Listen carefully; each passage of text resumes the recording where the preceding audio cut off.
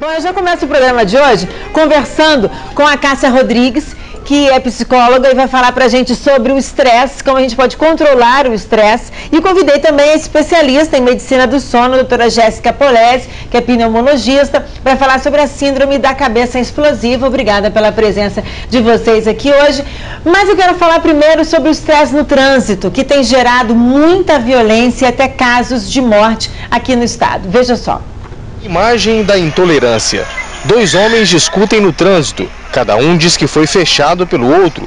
Batem boca e de repente um deles arranca com o carro. Uma mulher é arrastada. Ela não teve o seu nome divulgado. Sofreu escoriações por todo o corpo. Foi levada a um hospital, mas já foi liberada. O condutor do carro é Rodrigo Comarela Moscon, de 31 anos. Ele foi autuado por dirigir embriagado e lesão corporal, mas pagou fiança de R$1.000 e já está solto. Tudo aconteceu na Avenida Dante Michelini no sábado à noite. E na manhã do mesmo dia, em José de Anchieta, na Serra, outra briga de trânsito com violência. Dessa vez entre um caminhoneiro e o motorista de um carro. O caminhoneiro acertou golpes de facão no motorista porque ele o teria xingado. O motorista chegou a correr ferido pela rua e foi socorrido. O caminhoneiro é Josilas Meireles da Silva, de 32 anos, e foi preso. A esposa da vítima, que não se identificou, diz que o agressor queria matar. Porque na realidade o cara ia dar no pescoço dele. Quando o cara foi acertar o pescoço dele, ele suspendeu o braço para se defender, levou o primeiro golpe, o cara desferiu o segundo golpe, quando ele desferiu mais golpes a polícia chegou. Casos como esse levam a uma reflexão. O que está acontecendo com a sociedade humana? Por que no trânsito as pessoas estão cada vez mais violentas? Segundo os psicólogos, não está aumentando a agressividade. O ser humano sempre foi assim. Uma prova disso são as guerras, ao longo de toda a história da humanidade. A novidade hoje é que há uma redução daquilo que freia essa violência toda, como os valores morais. Para o psicólogo Carlos Boechat, nesse pensamento vem a descrença nas instituições, nas leis e na justiça, com a sensação da impunidade. E ainda o fato da pessoa não saber lidar com as frustrações. A frustração tem como uma das características a agressão. Então, uma pessoa que agride com muita facilidade, geralmente são pessoas muito fragilizadas e muito frustradas. Então, a gente observa esses fenômenos de agressividade pública como uma forma de, alguns até mesmo de fazer justiça com as próprias mãos, como linchamento, situações de poder, onde eu sou mais do que você, num carro caro que eu tenho, eu posso fazer o que quiser no trânsito. O psicólogo acredita que a educação possa ter influência numa mudança de atitude.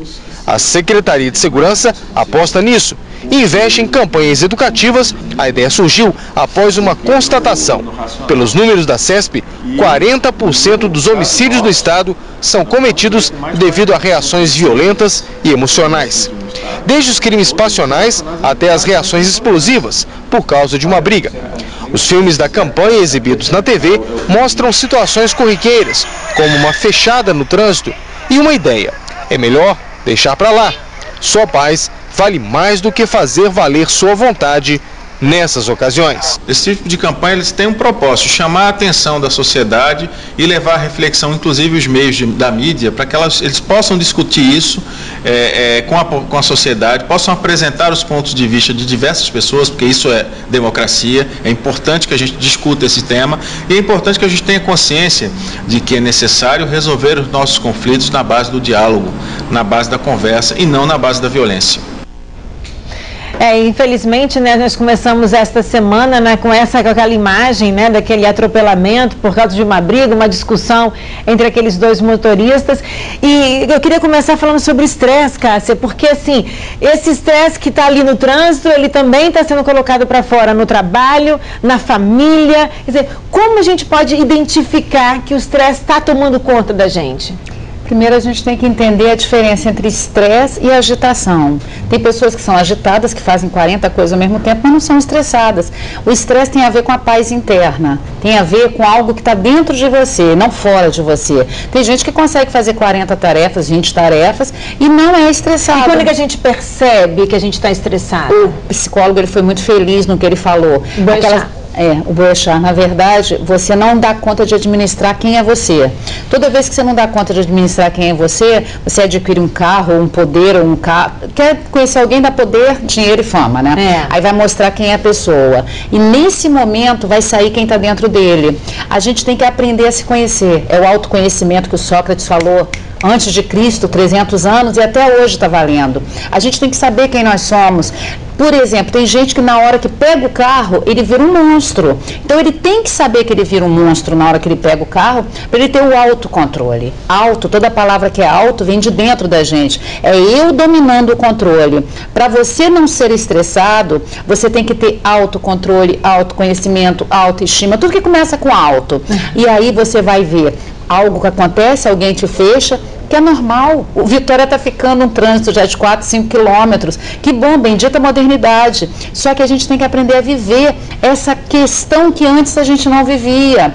Por isso que está acontecendo essas coisas negativas, né? E com isso, né, vem afetando cada vez mais mulheres, né, e em contrapartida vem adquirindo mais doenças, né? Ontem mesmo eu falei aqui com um cardiologista sobre a questão da prevenção do infarto, né? As mulheres, após a menopausa, vem se aos homens, né, com o mesmo risco de ter um problema cardiovascular, né, de ter um infarto.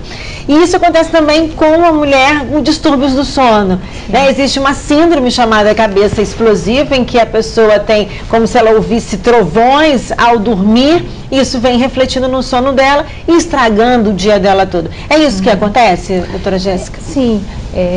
Não é exatamente comum, né? Então, ela pode se manifestar não de uma maneira tão complexa como é a descrição que é feita, mas aquelas situações em que as pessoas estão dormindo e de repente acordam ou com dor de cabeça, ou com enxaqueca, ou acordam assustados, tudo isso de alguma maneira vai interferir naquela noite de sono. Isso tem muito a ver com estresse, sim, né? Então, essa síndrome, agora que eles estão dando um nome específico para ela, mas sempre existiu com outros nomes. Ela lembra muito um quadro de enxaqueca, talvez vai ser incluído lá na frente, dentro das enxaquecas, e inclusive ela vem precedida de algumas coisas visuais, então parece uma aura de enxaqueca. Bom, agora isso tudo tem a ver com estresse. Então, hoje a gente já sabe que as dores, de uma maneira geral, não só as cefaleias, mas as dores crônicas musculares têm a ver. A insônia, né, um dos principais sintomas de que realmente o indivíduo não está bem. As doenças, algumas muito específicas, que têm a ver com o estresse, com o cansaço, que vão ser as cardiovasculares a longo prazo, as psiquiátricas, como depressão, ou mesmo o desencadear algumas doenças psiquiátricas, como esquizofrenia e outros, né? Então, isso tudo tem a ver com a situação de estresse, sim. E nada mais óbvio do que isso se manifestar no dia a dia em determinadas situações. E a gente levar isso para a cama, né? Claro, porque quando a gente vai dormir, é que quando a gente ou sonha demais, né, com aquele nosso dia, ou com a preocupação do dia seguinte, né? Sim. Não consegue dormir, que você sofre de insônia. Bom, tem uma pergunta aqui da Gisele de Cariacica. Ela trabalha por escala noturna e diz que o trabalho dela é muito estressante. Nas folgas, ela sente muita dificuldade para dormir à noite. Às vezes acaba dormindo só à base de remédios. Pergunta se existe algum tratamento para poder ajustar o sono dela. O turno tem dois problemas. Quem trabalha à noite tem um problema a mais, né? Além de ser estressante, porque você está trabalhando num horário que não é o habitual e que você deveria estar dormindo, você ainda tem algumas pessoas que não conseguem descansar depois do turno. Então, é duplamente ruim, vamos dizer assim, né? O que ela pode tentar fazer é arranjar uma escala no qual ela consiga dormir à noite o maior número possível de vezes. Vai minimizar essa situação, né? Hoje a gente tenta adaptar algumas escalas para poder isso não acontecer. Mas o trabalho de turno é altamente predisposto a ficar mais estressado, a ter problema de saúde, a ter problema orgânico no segundo tempo. Agora, e tem uma outra questão, né, Cássia, que quando vão aparecer esses sintomas, né, quando esses sintomas já estão realmente relacionados a um diagnóstico, né, de uma doença, é que as pessoas vão buscar tratamento.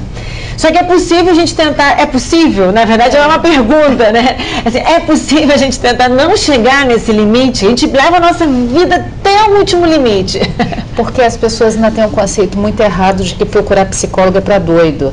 Na verdade, o ser que é estressado é um ser que é extremamente ansioso, que não dá conta de nada, que ele vive na linha do perigo, a linha é muito tênue. Então, quando ele não dá conta de nada, já deveria ir para o psicólogo, psicanalista ou terapeuta, para poder descobrir por que ele é assim. E com certeza, para a psicanálise, toda doença é um sintoma, né? Triste falar isso, mas é verdade, toda doença. A doença é um sintoma de que algo está mal dentro da gente. E o corpo é o órgão que vai aparecer o que está mal emocionalmente. Por exemplo, eu gosto muito de dar o exemplo, quando eu estou dando aula, a gripe está aí passeando. Por que uns ficam, outros não com vírus dentro do corpo? Porque está com a baixa imunidade. Por que uns abaixam a imunidade e outros não? Até abaixar a imunidade as pessoas aceitam. Ah, não. Até aí, mas a imunidade abaixa quando você está mal emocionalmente, quando você não dá conta de saber quem é você. O sonho é a entrada real para o psiquismo. Toda vez que eu sonho, a gente está falando da gente, não existe sonho premonitório. Sonhou e pesadelo, igual a querida estava falando, que tem um pesadelo. Pesadelo, então, ela fala mais gritando, que você acorda assustadíssima. Mas sempre, começa a analisar, começa a voltar para você, aí você não precisa, quando você já está muito mal. E uma coisa que você falou que eu acho impressionante, até os anos 50 a mulher não morria do coração. Hoje em dia ela está equiparada. E depois da menopausa, porque a gente fica sem a proteção dos hormônios. E a gente fica extremamente vulnerável. Então, o que tem que fazer? A coisa preventiva. Eu gosto muito de viver esse Brasil que eu estou vivendo, da prevenção. Tem que buscar antes. Assistiu aí? Viu que você não está dando conta de alguma coisa? Liga para algum psicólogo que é teu amigo. Tem tantas unidades que são grátis. Uma atividade física também, né? A gente está cuidar da sua saúde. Ah, mas aí está falando, não tenho dinheiro para academia. Olha a praia, olha o calçadão, a praça. Vai andar de bicicleta. É de graça. Ó, a Tereza do bairro Continental pergunta o seguinte, Jéssica, o filho dela tem 33 anos, diz que dorme, mas parece que não descansa. E diz como que se ele sonhasse que está trabalhando e acorda sempre muito cansado, né? O que ele pode ajudar ele a descansar? A gente tem uma situação na medicina do sono que chama má percepção do sono, que está exatamente relacionado ao grau de estresse e ansiedade que o indivíduo está, né? Então o indivíduo dorme, às vezes a gente faz um exame de sono, o indivíduo dorme a noite inteira e ele fala que ele não dormiu, que ele passou a noite inteira acordado. E na verdade ele passou ruminando tudo que ele não conseguiu resolver durante o dia para tentar resolver à noite. Isso aí, o tratamento disso é realmente entender essa situação, tentar ver o que está incomodando tanto que ele precisa levar isso para a cama para tentar resolver e não está conseguindo, né? Que vai trazer um alívio muito mais importante do que, por exemplo, medicação. E só para a gente poder finalizar a questão dessa síndrome da cabeça explosiva, quer dizer, a pessoa, ao identificar, buscar uma ajuda para que ela possa conseguir dormir e combater isso? Aí eu concordo que o tratamento psicológico nesses casos vai ser muito importante, uma vez que possivelmente essas crises vão acontecer em períodos de maior estresse, no qual está passando por alguma dificuldade ou alguma coisa mais importante. Então sim, vai aliviar muito se ela se cuidar antes. Posso explicar rapidinho? Não tem tempo. Preciso terminar. Mas tem estágios no sonho. Pô, dá tempo, rapidinho. Tem estágio. O primeiro estágio, a pessoa está revivendo o dia. A pessoa só está efetivamente dormindo quando ela está em estágio no REM, o estágio profundo. E a pessoa que é ansiosa, ela revive no sonho aquilo que ela não deu conta de dia. Pois é, fazer terapia. A gente tem que, antes de dormir, dar conta do nosso dia. Falar pra alguém. Uma vez eu escutei uma pessoa falar que ela passou a viver melhor quando ela passou a não engolir mais sapos. Perfeito. Engolir sapos. Tem vários sapos, né? Vamos botar pra fora esses sapos. Obrigada, tá, Cássia, por ter vindo. Jéssica, muito obrigada.